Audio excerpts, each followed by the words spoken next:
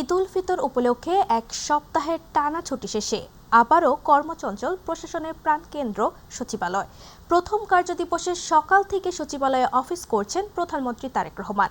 সকাল ৯টায় সচিবালয়ে প্রবেশ করেন তারেক রহমান। দিনের শুরুতেই আন্তর্জাতিক মুদ্রা তহবিল IMF এর ঋণের কিস্তি ছাড়করণ বিষয়ে সংস্থাটির এশিয়া ও প্যাসিফিক বিভাগের পরিচালক কৃষ্ণা শ্রীনিবাসন প্রধানমন্ত্রীর সঙ্গে বৈঠক করেন। এ সময় অর্থমন্ত্রী আমির খসরু মাহমুদ চৌধুরী, অর্থ উপদেষ্টা রাশেদ আল মাহমুদ তিতুমির ও অর্থ সচিব ডক্টর মোহাম্মদ খায়রুজ্জামান মজুমদার উপস্থিত ছিলেন। পরে অর্থমন্ত্রী জানান, IMF এর কাছ থেকে পঞ্চম ও ষষ্ঠ কিস্তির অর্থ পাবার বিষয়ে ওয়াশিংটনে আগামী জুলাইয়ে আলোচনা হবে। আর কৃষ্ণা শ্রীনিবাসন জানান, অর্থনৈতিক সংকট মোকাবেলায় বাংলাদেশের পাশে আছে IMF। পরে দেশের অর্থনৈতিক পরিস্থিতি এবং চ্যালেঞ্জ বিষয়ে এক বৈঠকে অংশ নেন প্রধানমন্ত্রী।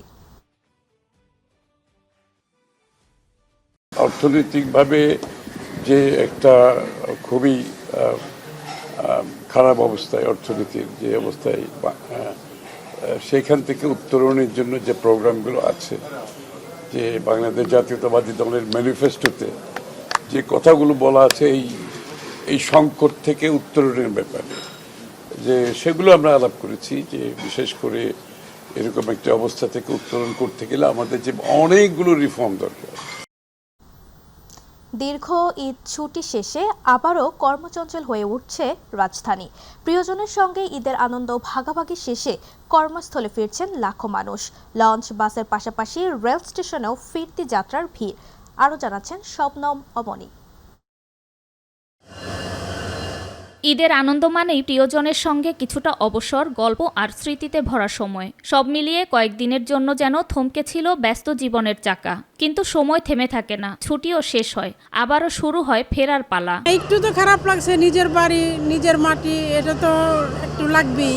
আত্মীয়স্বজনকে ছেড়ে আসলাম, অনেক কষ্ট লাগছে। এখন চলে যেতে হবে, কিছু করার নাই। আমার তো পরীক্ষার জন্য, আমার সামনে বৃত্তি পরীক্ষা আছে, এই জন্য আমি চলে এসেছি। আলহামদুলিল্লাহ, ঈদের ছুটি ভালো লাগছে, ঈদের ছুটি কাটায় আসছি। তো আসতে তো হবেই, আর তাছাড়া তো উপায় নাই, পেটের দায়। ইনশাল্লাহ আবারও যাব, আবার ঈদে। যাত্রীরা বলছেন, পরিবারের সঙ্গে কাটানোর সময়টা ছিল ভীষণ আনন্দের। তবে দায়িত্বের ডাকেই আবার ফিরতে হচ্ছে শহরের ব্যস্ত জীবনে। কেউ কেউ টিকিট না পাওয়া, শিডিউল দেরি কিংবা যানজটের ভোগান্তির কথাও জানান।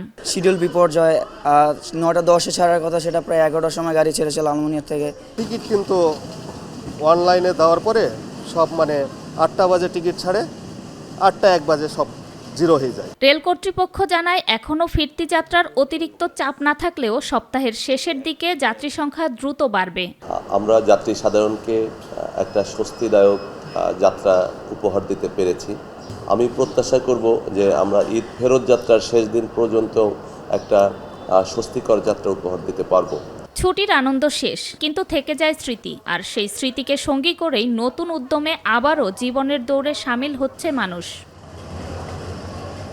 শবনম অবনী, মাই টিভি, ঢাকা। ত্রয়োদশ জাতীয় সংসদের বিশেষ কমিটির প্রথম বৈঠক অনুষ্ঠিত হয়েছে আজ।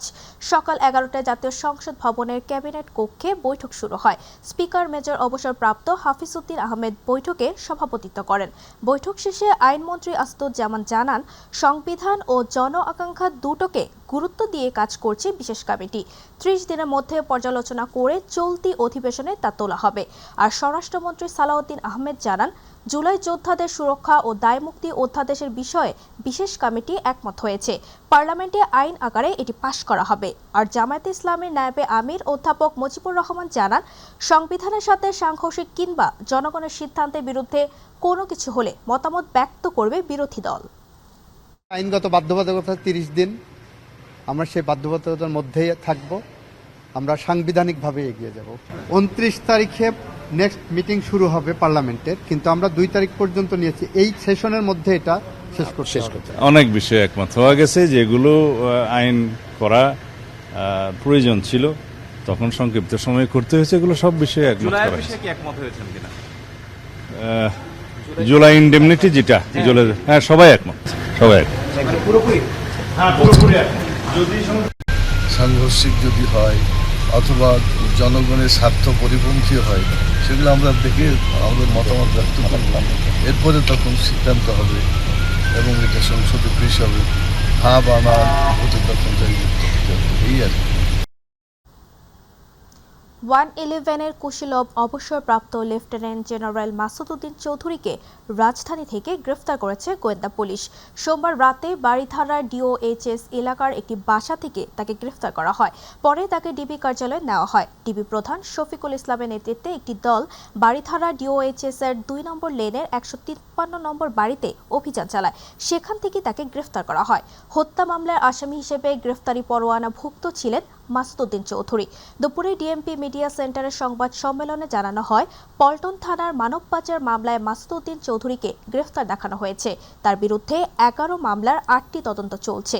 5 দিনের রিমান্ড চাইবে পুলিশ। জেলায় 6টি, ঢাকা মেট্রোপলিটন এলাকায় 5টি, মোট 11টি মামলার তথ্য এই পর্যন্ত আমরা পেয়েছি। এর মধ্যে ফেনী জেলায় 3টি মামলা বিচারাধীন এবং সেই বিচারাধীন থাকা অবস্থায় উনি পলাতক থাকায় ওনার বিরুদ্ধে আদালত কর্তৃক গ্রেফতারি পরোয়ানা ইস্যু করা হয়েছে। ঈদ উল ফিতরের পর রাজধানীতে আবারও জ্বালানি তেলের সংকট দেখা দিয়েছে।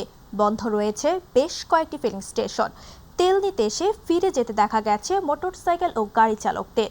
তাতে চাপ পড়ছে কার্যক্রম চালু রাখা পাম্পগুলোয়। দীর্ঘক্ষণ অপেক্ষার পর মিলছে কাঙ্ক্ষিত জ্বালানি। ঈদের পর হঠাৎ করেই চাহিদা বেড়ে যাওয়ায় এই সংকট বললেন বিদ্যুৎ ও জ্বালানি মন্ত্রী ইকবাল হাসান মাহমুদ টুকু। এস.এম. আরিফের রিপোর্ট। ঈদ উল ফিতরের পর হঠাৎ করে সংকট দেখা দিয়েছে জ্বালানি তেলের। রাজধানীর বেশ কয়েকটি ফিলিং স্টেশনে তেল সরবরাহ বন্ধ, পাওয়া যাচ্ছে না জ্বালানি তেল। হতাশা নিয়ে ফিরে যাচ্ছেন চালকরা। এখানে তো তেল নেই বলতেছে, তেল পাওয়া গেল না, এখন দেখি এটা ট্রাই করি। বেশিরভাগ জায়গায় পাম্প বন্ধ, আবার কিছু আছে তেল রিজার্ভ রেখে পাম্প বন্ধ করে রাখে, তেল দেয় না সময় মতো। রিজার্ভ আছে, তেল আছে, বাট পাম্পে আসতে তো পাই না। ইভেন অনেকগুলি পাম্প, আমার বাসা কেরানীগঞ্জ, ওইখান থেকে আসতে অনেকগুলি পাম্প যারা সবসময় তেল দিত এখন তারা দিচ্ছে না। এমন অবস্থায় চাপ বেড়েছে কার্যক্রম চালু রাখা ফিলিং স্টেশনগুলোয়। দীর্ঘ সময় পর মিলছে কাঙ্ক্ষিত জ্বালানি তেল, অতিষ্ঠ চালকরা। আমরা 2 ঘন্টা ওয়েট করে পুরো সিরিয়ালে আপনার মনে করেন আসছি। আমাদের এখনো মনে হয় 200-250 গাড়ি সিরিয়াল আছে এখনো। ঈদে আনন্দের মধ্যে যে এখনো আমরা পাম্পে সিরিয়ালে আছি, এটা আমাদের কাছে খুবই লজ্জাজনক লাগতেছে। আমি প্রায় 1.5-2 ঘন্টা ওয়েট করার পরে মাত্র 10 লিটার তেল দিছি। রিজার্ভ যদি থাকে বিহার সরকার তেল দিয়ে দেন। তেলের সরবরাহ নিয়ে মিশ্র প্রতিক্রিয়া রয়েছে পাম্প কর্তৃপক্ষের মাঝে। গতকালকে দিছে, বিক্রি করছি, আজকে নাই, দিবে না, বিক্রি করতে পারবো না, বাস এতটুকুই। কোনো রকম তেলের ক্রাইসিস নেই। যদি ক্রাইসিস হয় আমাদের কাছে আগে আসবে, তাহলে তেলের ক্রাইসিসটা আসলে কোথায় আমরা জানি না। এদিকে জ্বালানি মন্ত্রী জানান, তেলের পর্যাপ্ত মজুত রয়েছে। তার মতে হঠাৎ বিক্রি বেড়ে যাওয়ায় তৈরি হয়েছে সংকট। হঠাৎ করে মানুষ হুমড়ি খেয়ে পড়ছে পেট্রোল পাম্পে। আমরা তো একটা প্রসেসের পেট্রোল পাম্প চলে, আমরা যেভাবে তেল দেশে দেয় সেই নিয়মের এখন ভেঙে পড়ছে সেই নিয়মটা।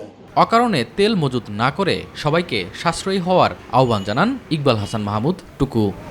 এস.এম. আরিফ, মাই টিভি, ঢাকা। বিদেশে উচ্চ শিক্ষার জন্য শিক্ষার্থীদের 10 লাখ টাকা পর্যন্ত ঋণ দেওয়ার জন্য প্রধানমন্ত্রী নির্দেশনা দিয়েছেন বলে জানিয়েছেন প্রবাসী কল্যাণ প্রতিমন্ত্রী নুরুল হক নূর। দুপুরে প্রধানমন্ত্রীর সঙ্গে বৈঠক শেষে তিনি কথা বলেন। জানান, প্রবাসী কল্যাণ ব্যাংকে এই ঋণ দেওয়ার নির্দেশ দিয়েছেন প্রধানমন্ত্রী। স্টুডেন্টদের ব্যাংক গ্যারান্টি বা ব্যাংক সলভেন্সির সাপোর্ট হিসেবে 10 লক্ষ টাকার একটা ঋণ দেওয়ার নির্দেশনা প্রধানমন্ত্রী দিয়েছেন এবং সেটা আমাদের মন্ত্রণালয়ের যে একটা ব্যাংক আছে প্রবাসী কল্যাণ ব্যাংক, ওই ব্যাংকই ডেডিকেটেড করতে বলেছেন যেন এই মন্ত্রণালয় থেকে দেওয়া হয়। নারায়ণগঞ্জের রূপগঞ্জে জামদানি ভিলেজ প্রকল্প এলাকা পরিদর্শন করেছেন বস্ত্র ও পাট প্রতিমন্ত্রী শরীফুল আলম।